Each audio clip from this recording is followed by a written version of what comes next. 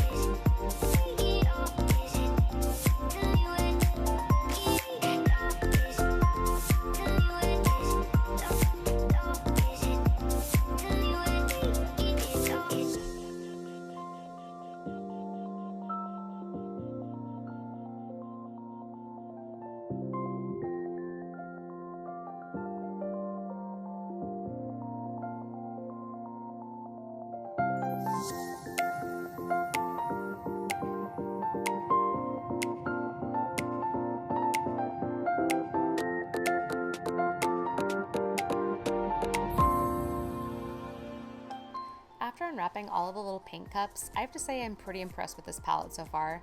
You get so much paint, and the colors that come in it are absolutely beautiful, vibrant, and really creamy. I know some people had some difficulties opening up their paint cups, but most of mine came off perfectly fine. Only one really gave me a bit of a struggle. Something that I noticed right away when starting to swatch out a lot of these colors was the inconsistency that I found between some of the paint colors.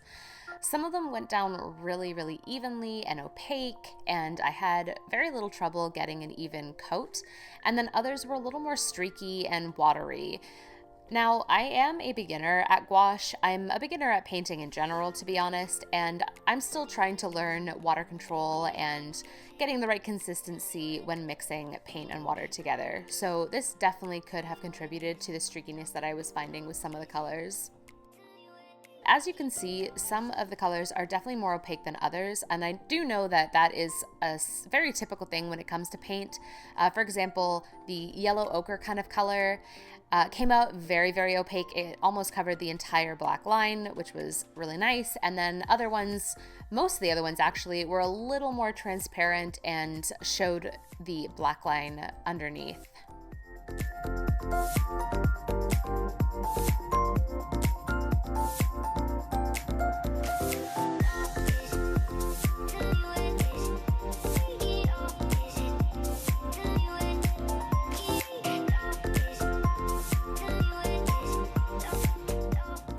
I decided to swatch out the white paints as well. Originally, I wasn't going to because, white paint, white paper, I thought, what was the point? But I'm really glad I did because honestly, it kind of showed how opaque the whites could be, and I was actually pretty impressed with them. You do get two whites in this palette. They're two different types of white. One is titanium and one is a zinc white, so one's more for mixing with the other colors. And then at the very bottom, I decided to try mixing some colors of my own just to see how the paints mix together, and I was pleasantly surprised.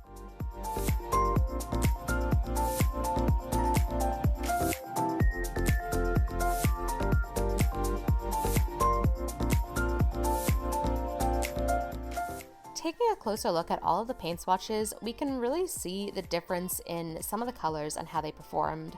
The reds and most of the yellows came out pretty even and opaque, where those greens and a few of the blues came out a lot more uneven and streaky, along with one of the darker browns.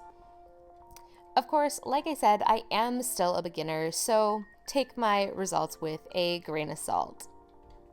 Something else that I noticed right away was just how much the plastic palette that came with it stained, and I do know plastic is more prone to stains, but I still thought it was worth mentioning. Overall, I'm pretty happy with this set. I think it's really convenient, it's really cute, and you get a lot of paint for what you're paying for.